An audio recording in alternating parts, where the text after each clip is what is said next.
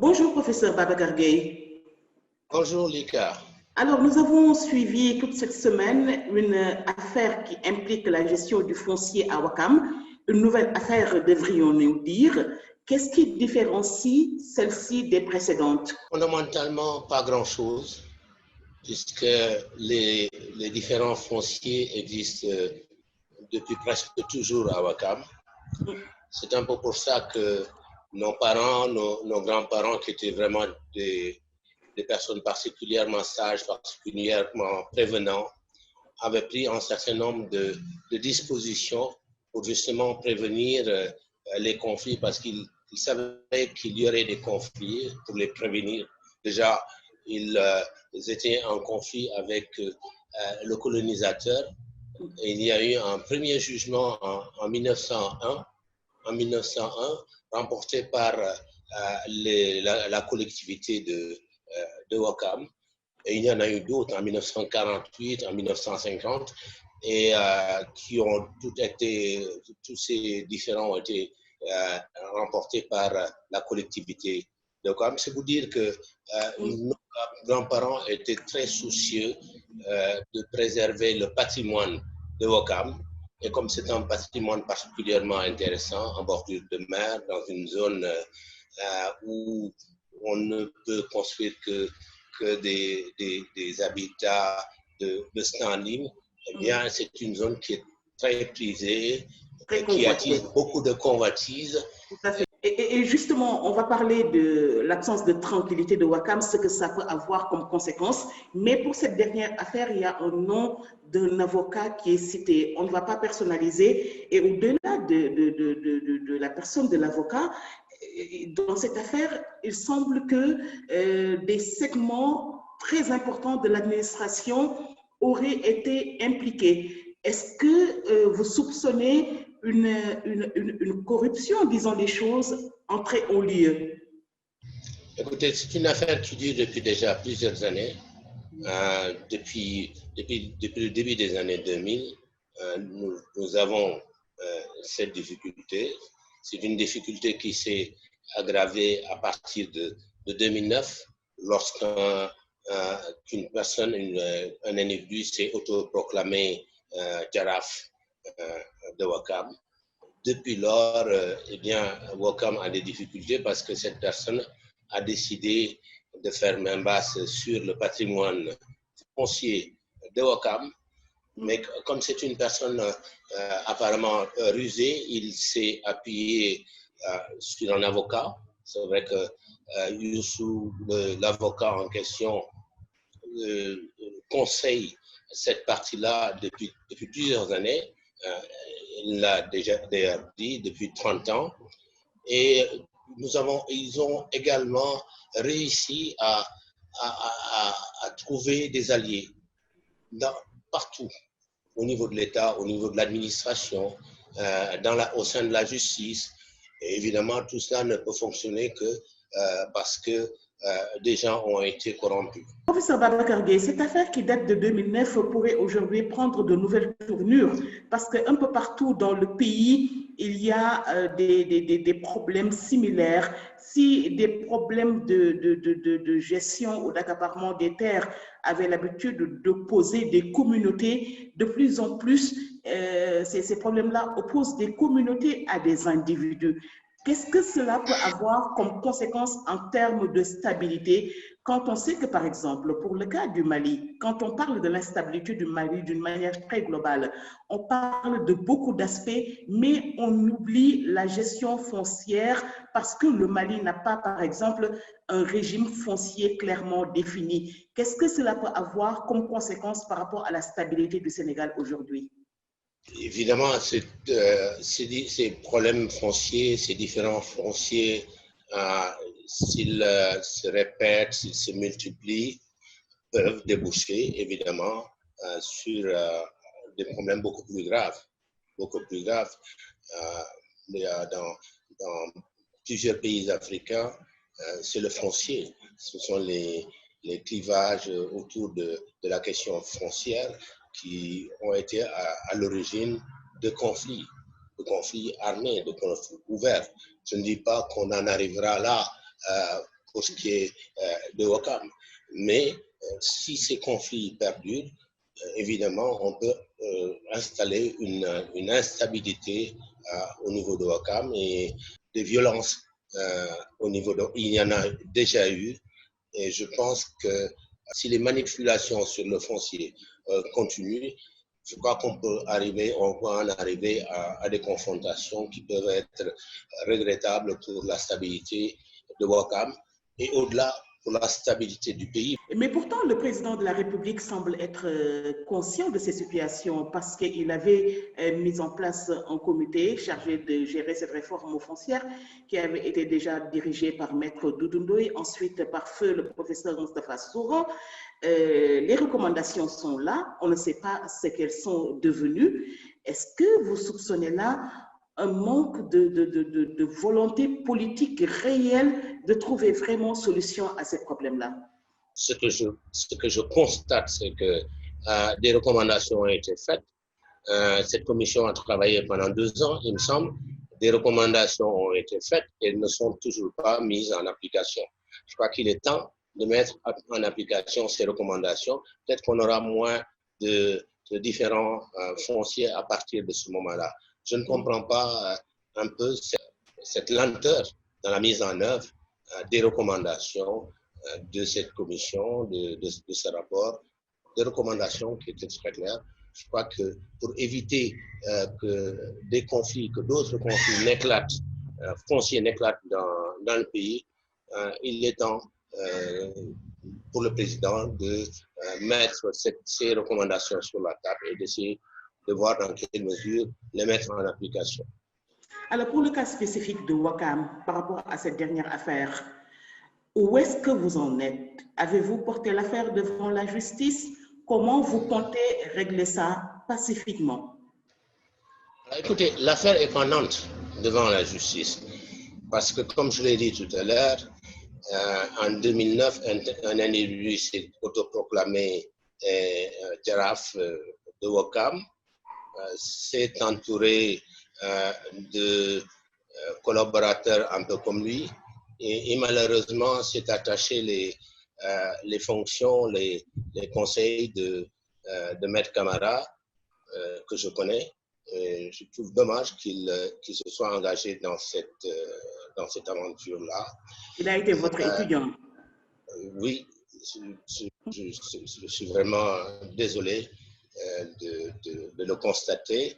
Et donc, s'est entouré d'un certain nombre de personnalités et a profité d'un protocole.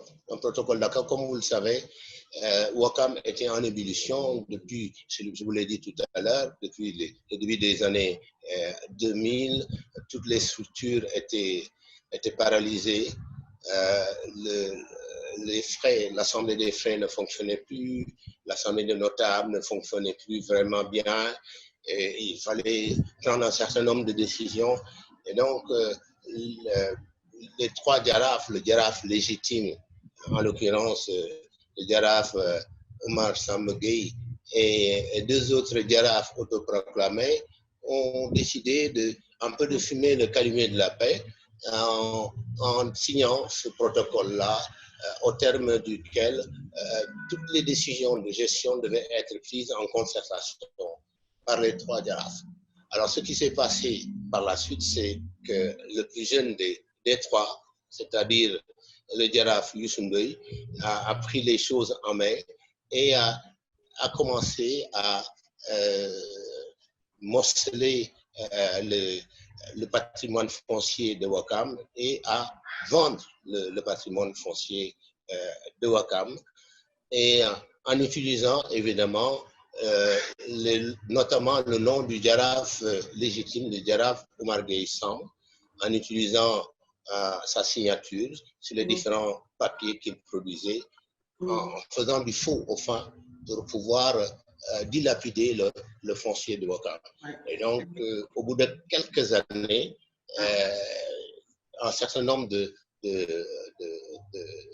fils de Ouakam ont décidé de mettre un terme à cette dilapidation du patrimoine foncier de Ouakam. Nous avons saisi la justice à plusieurs reprises et d'abord nous avons intenté un recours pour obtenir une prénotation sur l'ensemble du terrain, parce que le terrain dont il est question, c'est le titre foncier 5007, le super plateau qui se trouve en face du monument de la Renaissance que ces individus ont déjà vendu. Ils ont déjà vendu tout le super plateau et ils ont introduit une demande de régularisation auprès du ministère de l'urbanisme pour essayer de camoufler, de blanchir ce qu'ils ont fait. Parce qu'en réalité, ils ont introduit une demande de régularisation pour 1170 parcelles, alors que seulement 753 avaient été attribués à des ressortissants de Ouakam qui devaient les aménager pour construire et y habiter. Mais ce que je voulais peut-être noter, c'est que Ouakam n'a jamais vendu aucune parcelle de terre.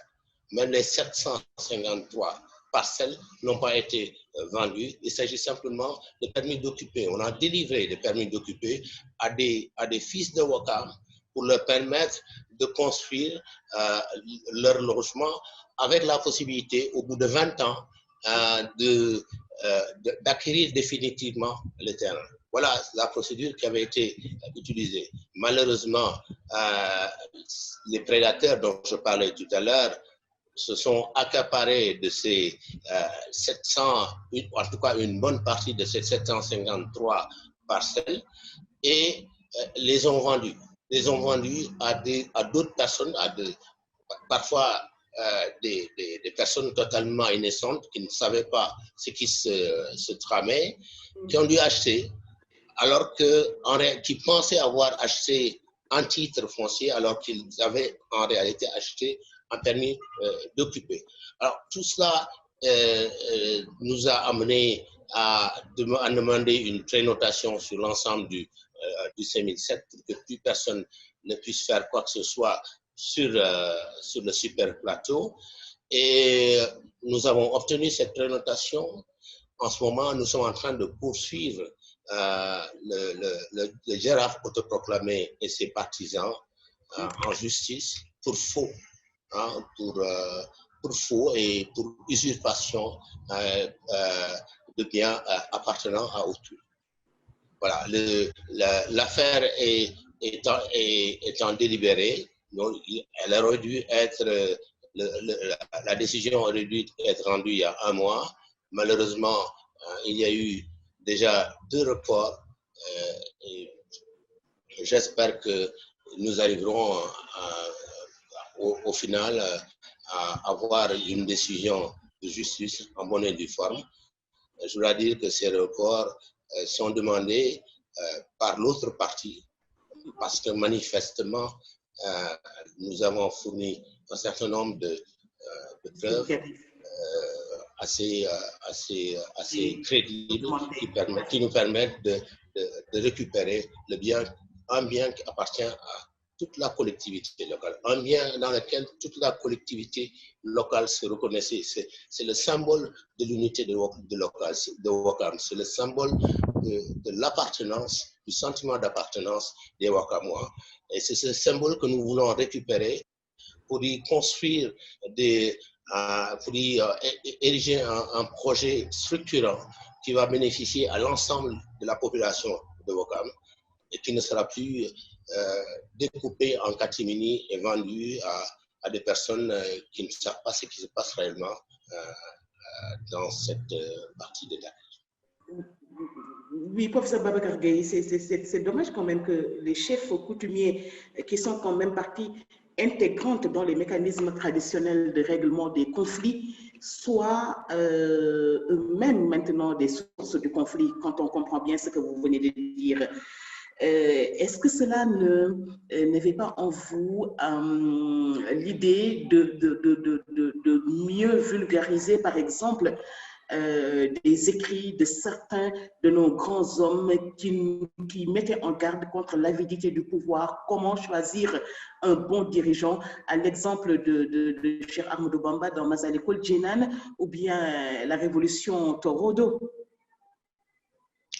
Bien sûr, mais vous le savez, vous ne le savez peut-être pas, mais à Ouakam, il existe des règles bien précises pour indiquer comment on désigne un diarab, pour dire qui peut siéger dans l'Assemblée des notables, qui peut siéger dans l'Assemblée des frères. Tout cela existe, mais il y a des esprits malins qui veulent profiter de la situation parce que, comme je le disais tout à l'heure, Ouakam a toujours un peu un énorme patrimoine foncier qui a attiré beaucoup de convoitises notamment de certaines personnes qui ne sont pas originaires de Ouakam, qui habitent dans les autres contrées du pays. Donc, cette convoitise les a amenés à pactiser avec, malheureusement, un fils de Ouakam, mais un fils perdu, et qui a décidé de s'enrichir sur le dos de ses concitoyens. Et voilà un peu comment toute cette affaire a commencé, à cause de la cupidité de certains. Heureusement, c'est une minorité, mais c'est une minorité qui a une grande capacité de nuisance parce qu'elle n'hésite pas à corrompre, elle n'hésite pas à faire du faux pour parvenir à ses fins. Professeur Babacar Gueye, je vous remercie. Je vous remercie, les gars.